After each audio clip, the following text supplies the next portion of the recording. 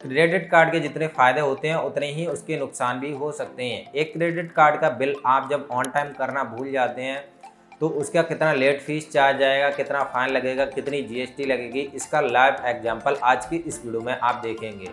तो बेसिकली होता क्या है, इस मंथ में क्रेडिट कार्ड से आप जितना भी इस्तेमाल करते हैं, जितना भी यूज करते हैं, उसका भुगतान आपको नेक्स्ट मंथ करना होता है। हर क्रेडिट कार्ड की एक बिलिंग डेट होती है, बिलिंग डेट के बाद उसकी एक ड्यू डेट होती है।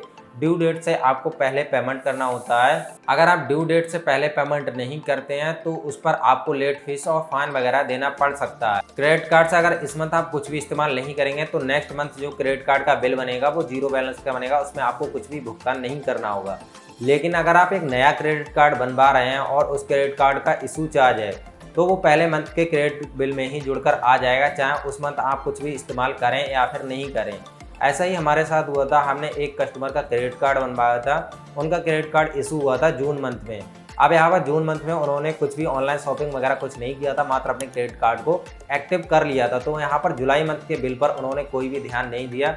उन्होंने सोचा यहाँ पर हमें जुलाई में कुछ पेमेंट नहीं करना है क्योंकि हमने जून में कुछ भी खर्च इससे नहीं किया था। लेकिन जो आप नया क्रेडिट कार्ड बनवाते हैं उसमें जो पहले मंथ जो उसका इशू चार्ज होता है प्लस उसकी जो जीएसटी होती है वो नेक्स्ट मंथ बिल में ही आ जाती है, उसका आपको भुगतान करना होता है। लेकिन हमने कुछ भी यूज नहीं किया था जून में, तो इस वजह से हमने जुलाई मंथ के बिल पर कोई ध्यान नहीं दिया था।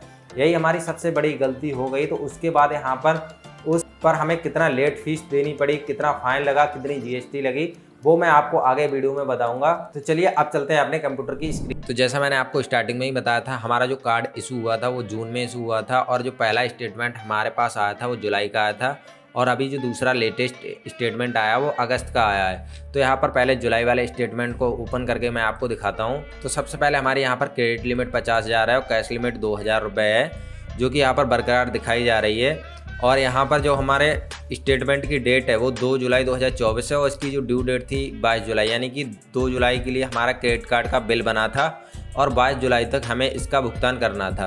तो जून में हमने इससे कुछ पेमेंट वगैरह तो किया नहीं था, तो हमने जुलाई वाले स्टेटमेंट पर कोई ध्यान ही नहीं दिया था कि हमने कुछ जून में परचेस नहीं किया है तो हमें जुलाई में कुछ पेमेंट नहीं करना है, ऐसा हमने पहले सोच लिया था। लेकिन एक्चुअल में हमारा जो एनुअल फीस चार्ज था वो उसी मंथ के स्टेटमेंट पर लग के आ गया था 499 रुपये, जो कि इस कार्ड का इशू चार्ज है और एनुअल फीस है। प्लस उस पर 18% जीएसटी जाती है, जो कि यहाँ पर टोटली बिल हमारा हुआ था 589 का, जो कि हमें जुलाई में ही भुगतान करना था 22 जुलाई 2024 तक। उसके बाद हमारी जो एक्चुअल क्रेडिट लिमिट बची थी इतने रुपये घटाने के बाद 49,411 रुपये बची थी।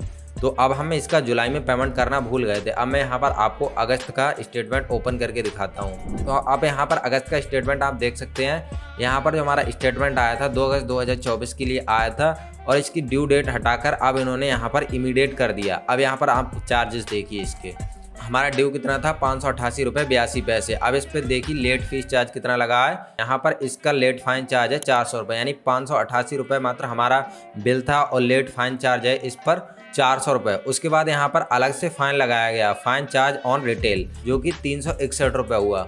उसके बाद दोनों चीज़ों पे जोड़ के इसमें अलग से जीएसटी लगाया 18%, जो कि 137 रुपये हुआ है। तो आप यहाँ पर देख सकते हैं हमारा मात्र 588 रुपये का पेमेंट था जो हम जुलाई में नहीं कर पाए थे गलती से। और यहाँ पर इसका फाइन और टैक्सेस आप देख सकते हैं 898 रुपये 57 पैसे हो गया है, ऑलमोस्ट दोगुना हो गया है। मतलब जितना हमारा स्टेटमेंट था इसका चार्ज उससे दोगुना हो गया है। तो इसीलिए मैं आपको कहता हूँ जब तक आपको क्रेडिट कार्ड की ज़रूरत नहीं है तब तक आप इसे इस्तेमाल मत कीजिए। एक हिसाब से देखा जाए तो क्रेडिट कार्ड बहुत अच्छा है, लेकिन अगर ऑन टाइम आप पेमेंट नहीं कर पाते हैं या किसी भी पेमेंट के लिए भूल जाते हैं तो ये आपके लिए बहुत घातक भी साबित हो सकता है। हमने यहाँ पर जुलाई से इससे 2 ट्रांजैक्शन किए थे, 5,724 रुपये का और दूसरा 4,747 रुपये का। और हमारा यहाँ पर पिछला ये जो प्रीवियस वाला ये रहा और यहाँ पर इसमें इतने फाइन एंड चार्जेस लगा दिए गए और क्रेडिट कार्ड की लिमिट जो ब्लॉक कर दी गई। अवेलेबल जो कैश लिमिट थी 2,000 रुपये की वो भी ब्लॉक कर दी गई और जो ड्यू डेट थी उसे हटाकर अब इमीडिएट कर दिया गया।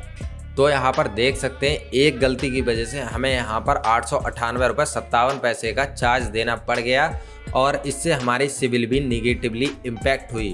तो जैसा कि आपने देखा हमारी एक छोटी सी गलती की वजह से हमें कितना लेट फीस और कितना फाइन देना पड़ गया। हमारा बिल मात्र 589 का ही था और हमारे जो चार्जेस थे 800 प्लस चले गए थे। अब इसी तरीके से आप अंदाज़ा लगा सकते हैं, इस मंथ हमने अगर क्रेडिट कार्ड का भुगतान नहीं किया, इस मंथ भी हम उसके बिल पर ध्यान नहीं देते, तो नेक्स्ट मंथ ये कितना होता चला जाता और इसे 2 गुना 3 गुना होने में टाइम नहीं लगता। इसीलिए मैं कहता हूँ अगर आपको क्रेडिट कार्ड की बहुत ज़रूरत पड़ती रहती है तभी आप क्रेडिट कार्ड को बनवाएं, अदरवाइज आप नॉर्मली ऐसे ही क्रेडिट कार्ड को ना बनवाएं, जब ज़रूरत होगी तब इस्तेमाल कर लेंगे। ऐसा सोच के आपको कभी भी क्रेडिट कार्ड नहीं बनवाना चाहिए। जब आप क्रेडिट कार्ड के ऊपर पूरी प्रॉपर रिसर्च कर लें, जब आपको उसके यूज़ समझ में आ जाए और आपके लिए एक बेटर क्रेडिट कार्ड मिल जाए जिससे आप एक अच्छा फ़ायदा उठा सकें, तभी आपको कोई भी क्रेडिट कार्ड बनवाना चाहिए। अदरवाइज आपको क्रेडिट कार्ड से बच के रहना चाहिए। बाकी क्रेडिट कार्ड कैसे काम करता है और उसकी बिलिंग साइकिल वगैरह है और कंपनियां पैसा कैसे कमाती हैं, वो सारी डिटेल जानने के लिए आप हमारी ये वीडियो चेकआउट कर सकते हैं।